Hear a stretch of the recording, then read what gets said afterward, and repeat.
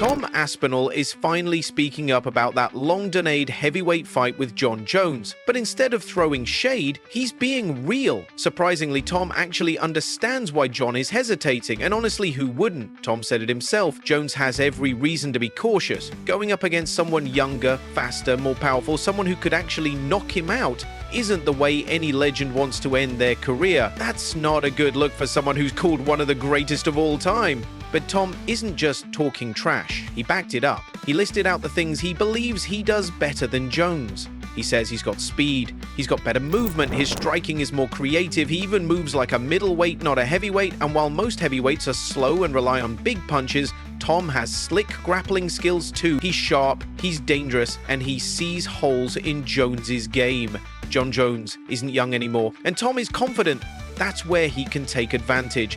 This fight has been delayed so many times it feels like a dream that never happens. Ever since Tom lit up the division and won the interim belt, fans have been begging for the real fight. They want a unification bout. No more theories, no more delays, just the young lion versus the old king. But Jones? He's taken his sweet time. Whether it's injury or just hesitation, the waiting has been brutal. Fans are getting tired. The hype has only grown. And here's the truth. Tom Aspinall is not just another challenge, he's a legit threat. This isn't a regular title defense. If Jones fights him and loses, it could mark the end of an era. A real passing of the torch moment. Now, I honestly can see Jon's point of view. Yep. I get it. Yep. I get it. It's just about the title for me. Yep. I just want the title, that's it. Yep. Does nothing else really matters. So, yeah, I get it completely. Get his point of view. Get what everybody's saying. Completely understand.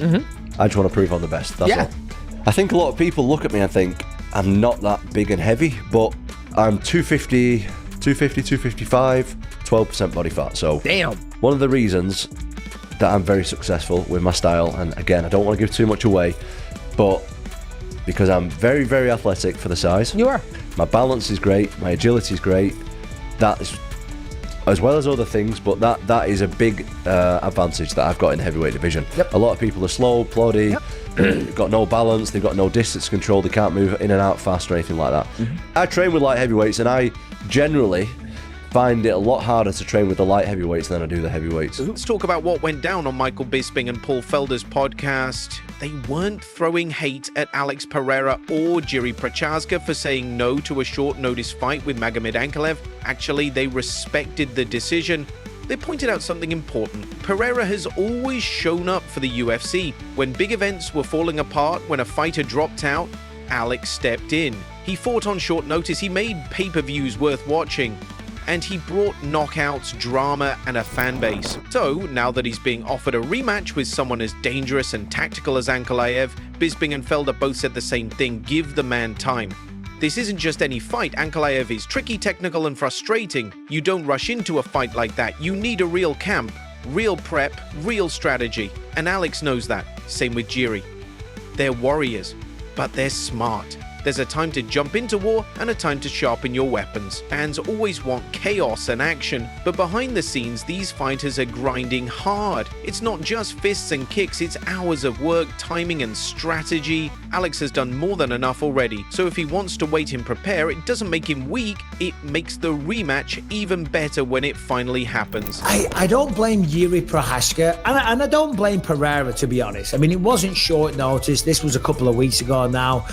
317's about 5 weeks away, so it still would have been, essentially a full camp. But regardless, Prochazka, he just lost. He's been lost to Pereira twice. If he was to get another title fight, getting a third title shot, is that 3 or 4? Because he's been the champ. Yeah. If he loses that one again, he ain't gonna get another one. So I don't blame him. Certainly Ankalaev, being gigantic, the size that he is, and with the style that he has, I don't blame him necessarily for that. No, I don't blame you. I mean, if Yuri's trying to do something and he doesn't want to jump right back in there like that, yeah. And even for Pereira, I don't think he should have tweeted or said anything like that. But he's done a lot. You can understand where he's coming from, right? He took a lot of fights. He saved a lot of pay-per-views. If he wants to take a little time and chill out coming off a loss and not jump right back in there, I don't blame him either. But I do understand that the UFC's got to move on with something. And let's shift to Khamzat Chimaev. In a recent interview with Russian podcaster Alanbek Badayev, Khamzat was asked about rumors that he had a rough sparring session with former Bellator welterweight champ Yaroslav Amosov. Now, if you know anything about Khamzat, you know he doesn't hold back in sparring. He goes hard, and sometimes that leads to arguments. So here's what happened. Khamzat confirmed it. He and Yaroslav only sparred once, but it got intense. They were going back and forth until Khamzat started to dominate.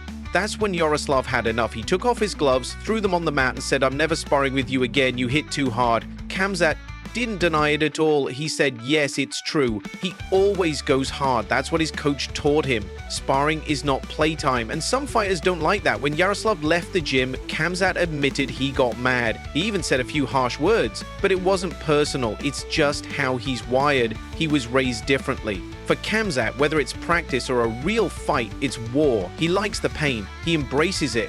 And he still had respect for Yaroslav. He said he's a good fighter, just different. Not everyone wants to go that hard in sparring, and that's okay. Right now, Khamzat is riding high after a big win over ex-champ Rob Whittaker. Meanwhile, Dricus du Plessis just defended his belt in a rematch against Sean Strickland. Their upcoming fight is going to be wild.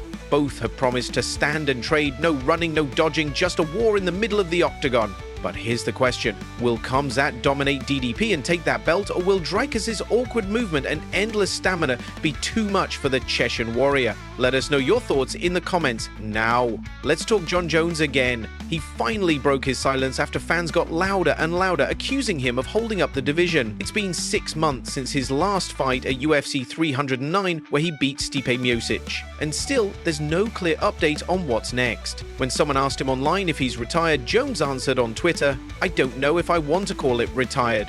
I feel like I'll always have an ability to pop out and show them. I've had many breaks throughout my career. My identity outside of fighting is well intact." Oh, is he retired? Kind of. Not really? Maybe. One thing is clear, time is running out, the heavyweight division is moving, and everyone wants one thing: Jon Jones versus Tom Aspinall. Thanks for watching. Don't forget to like and subscribe.